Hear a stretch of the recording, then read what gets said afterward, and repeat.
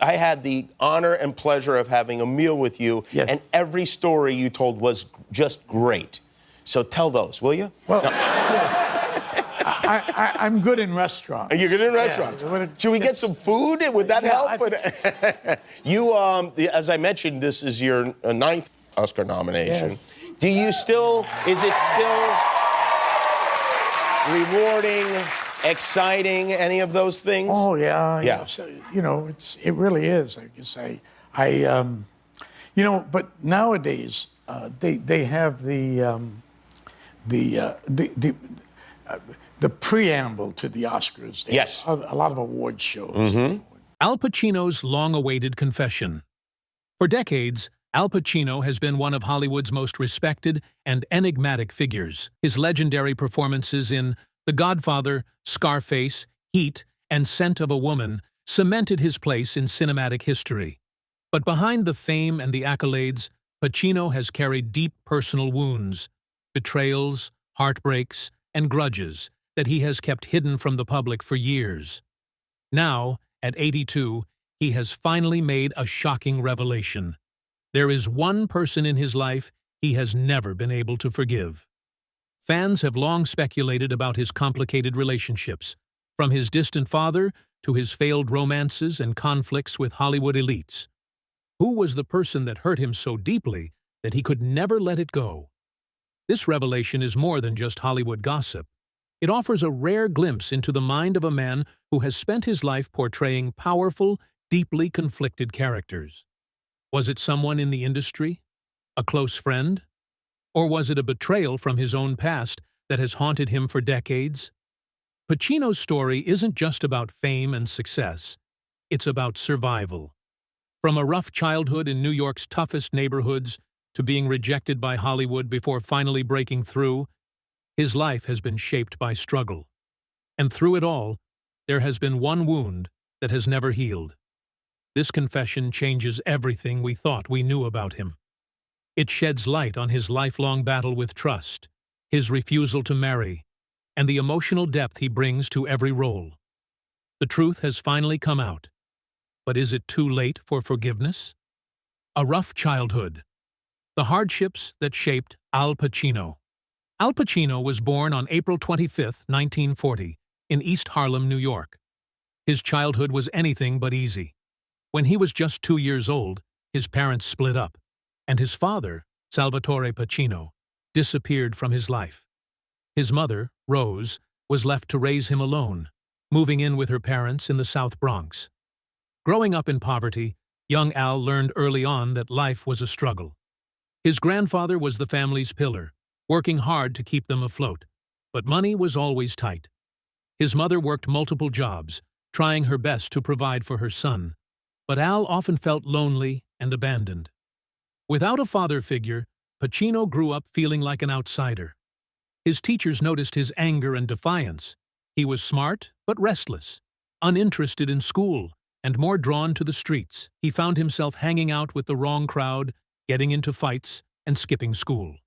His grandmother, desperate to keep him out of trouble, introduced him to movies as a way to escape. It worked. Pacino became obsessed with film, spending hours in theaters, watching legendary actors like Marlon Brando and James Cagney. Acting became his way out. Even as a child, he had a natural talent for performing, mimicking actors and making up characters. But with no connections, no money, and no real support, the dream of becoming an actor seemed impossible. And the absence of his father left a hole in his life that would affect him for years to come. A troubled relationship with his father. The first betrayal, Salvatore Pacino, Al's father, left when his son was still a toddler, and he never truly came back. While he lived in California and ran a restaurant, his relationship with Al remained distant at best. As a child, Pacino barely knew him, only seeing him a handful of times. For years, he longed for his father's presence. He watched other kids with their dads, playing catch or getting life advice, and wondered why he wasn't good enough for the same. His mother and grandparents did their best, but a father's love was missing, and it left a deep scar. As he got older, the resentment grew. When he became famous, his father suddenly seemed more interested in connecting with him. But by then, it was too late. Pacino couldn't forget the years of absence, the birthdays and milestones missed. His father had chosen to walk away, and that wasn't something he could easily forgive. This fractured relationship shaped Pacino's entire approach to life. He developed deep-seated trust issues and struggled with commitment. He never married, despite having long-term relationships, and was known for keeping emotional distance in his personal life. Many believe his inability to settle down was rooted in his unresolved anger toward his father. Even in interviews, Pacino rarely spoke about his father. When he did, it was with a sense of detachment, like he had long accepted that their relationship would never be what he once hoped. But did he ever truly move on from that first betrayal? Or did it remain a wound that never healed? The street kid turned performer. A lonely escape. Growing up in the South Bronx, Pacino quickly learned that being tough was a necessity. The streets were rough, and without a father's protection, he had to fend for himself. But instead of turning to violence, he found another way to survive, through performance. Even as a young boy, Pacino had a natural talent for storytelling. Neighborhood kids called him the actor because he was always imitating movie stars and putting on performances in the street. It wasn't just for fun, it was a way to escape his reality. When he acted, he wasn't the poor, fatherless kid from the Bronx. He was someone else, someone powerful, someone in control. Movies became his sanctuary. He would scrape together money for a ticket and spend hours in dark theaters, lost in the world of Hollywood. He idolized actors like Humphrey Bogart and James Dean, drawn to their intensity and charisma. Deep down, he knew he wanted to be one of them. But dreams didn't pay the bills. His mother, struggling to keep food on the table, worried about his future. She wanted him to focus on school, to get a stable job. But Pacino wasn't interested. He felt out of place in the classroom, uninterested in textbooks and authority figures. Acting was the only thing that made sense to him. As he got older, he started sneaking into auditions, trying to get noticed. Most of the time, he was turned away. He was too young, too poor, too unknown. But he refused to give up. He knew he had something special, and he was willing to fight for it. The struggles of a young actor: rejection, poverty, and doubt. By the time he was 16, Pacino had made a bold decision. He dropped out of high school to pursue acting full-time. His mother was devastated, fearing he was throwing his future away. But for Pacino, there was no other choice. Acting was his passion, and he was willing to risk everything for it. The road ahead wasn't easy. Hollywood wasn't interested in an Italian-American kid from the Bronx. Casting directors rejected him repeatedly, telling him he wasn't leading man material. He had no money, no connections, and no safety net. To survive, he took whatever work he could find: janitor, busboy, messenger. He barely made enough to eat, often going days without food. Some nights, he slept on benches or in cheap, overcrowded apartments shared with other struggling actors. The dream that had once seemed so powerful now felt impossible. Self-doubt started creeping in.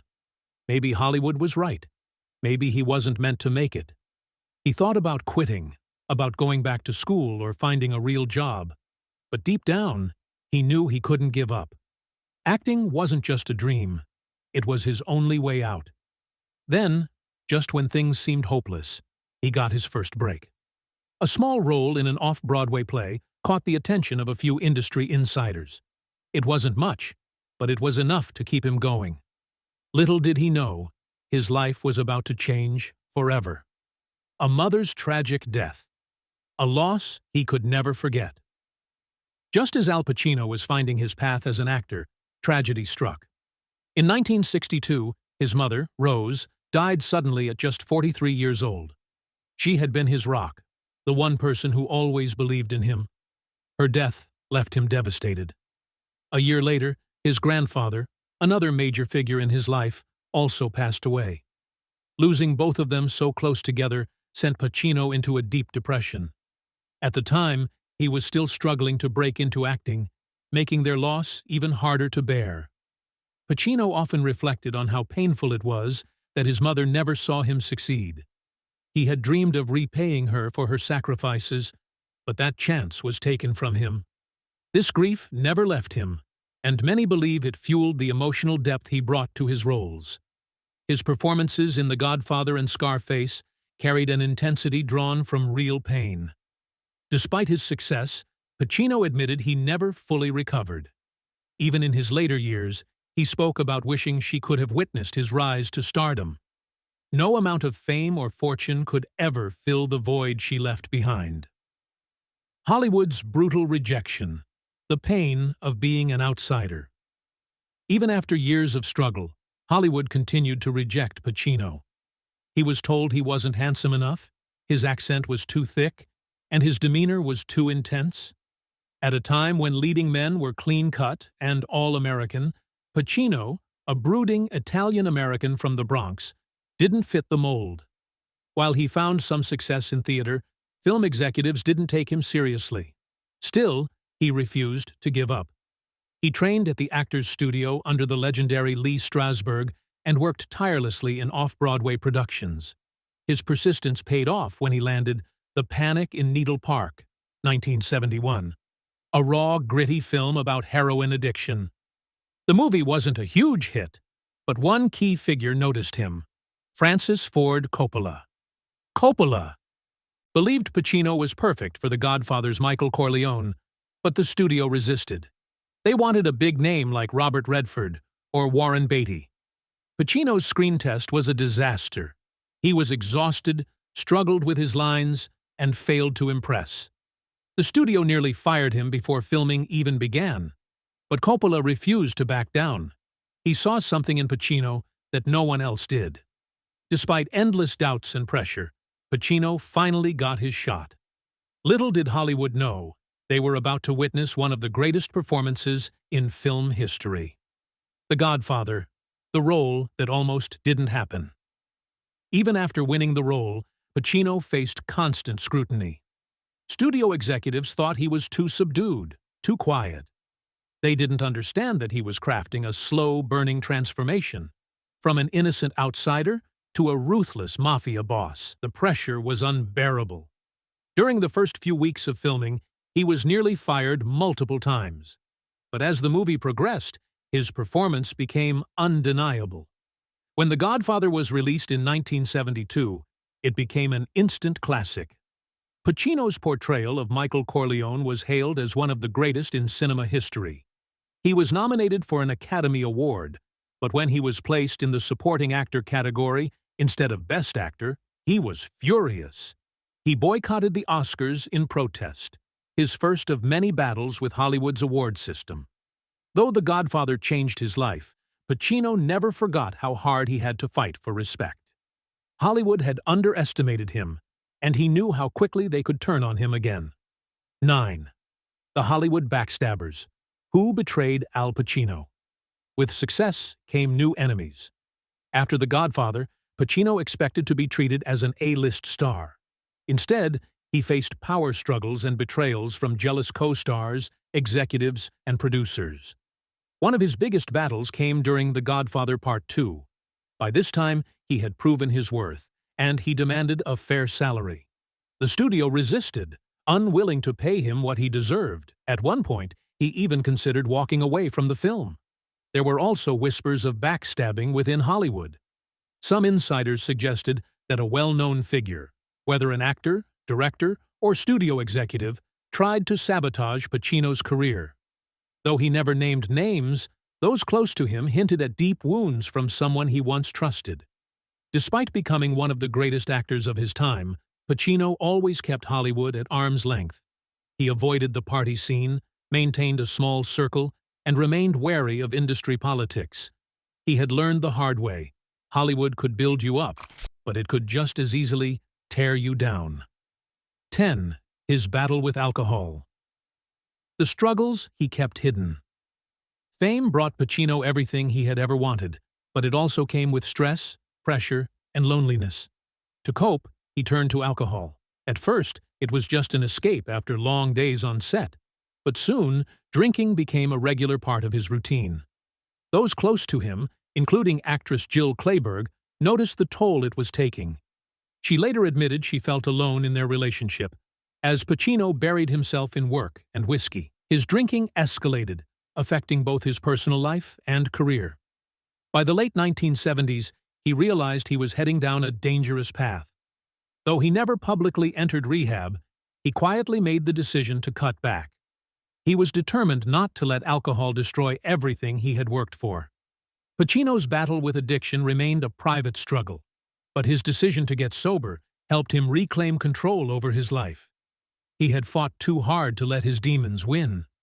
Would you like me to continue revising the remaining sections? Love and heartbreak. The women who left him. Pacino never married, but he had several long-term relationships, many of which ended due to his inability to commit. His most famous romance was with the Godfather co-star Diane Keaton. She adored him, but after years of waiting for him to settle down, she walked away. His relationship with Beverly D'Angelo, the mother of his twins, also ended despite their deep bond. Many believe his childhood abandonment issues made it difficult for him to fully open up. Though he remained close with his children, his romantic life was always turbulent. The Hollywood fallout. When his career nearly ended. In the mid-1880s, after a string of flops, Pacino disappeared from Hollywood. His worst failure, Revolution, 1985, was so disastrous that he didn't act in another film for 4 years. Feeling betrayed by the industry that once embraced him, he considered quitting. Friends, including Diane Keaton, encouraged him to return, and in 1989 he made a major comeback with Sea of Love. Though he reclaimed his status, he never forgot how quickly Hollywood turned on him. The feud that shocked. Hollywood. Who did Al Pacino cut off? Pacino has had many Hollywood rivalries, but there is one person he has never forgiven. Some speculate it was a director who mistreated him, while others believe it was a co-star who betrayed his trust. He has never named the individual, but insiders suggest it was someone who sabotaged his career during a critical moment. This grudge shaped his later career, making him more selective about whom he worked with. The truth finally revealed. Who Al Pacino could never forgive. At 82, Pacino finally admitted there was one person he could never forgive. Many assumed it was his father for abandoning him, but it was actually someone from the industry. The betrayal was personal and professional, someone who doubted his abilities, undervalued his talent, and tried to push him out of Hollywood. Though Pacino has moved forward, this wound has never fully healed. Al Pacino's legacy and final thoughts. Despite the betrayals, heartbreaks, and struggles, Pacino remains one of Hollywood's greatest actors. His journey from a struggling kid in New York to a cinema icon is a testament to his resilience. While he has made peace with much of his past, there are still scars that time hasn't erased. But at 82, he stands as a legend, proving that talent and perseverance can outlast even the deepest wounds. Would you like to add any specific details or adjust the tone further?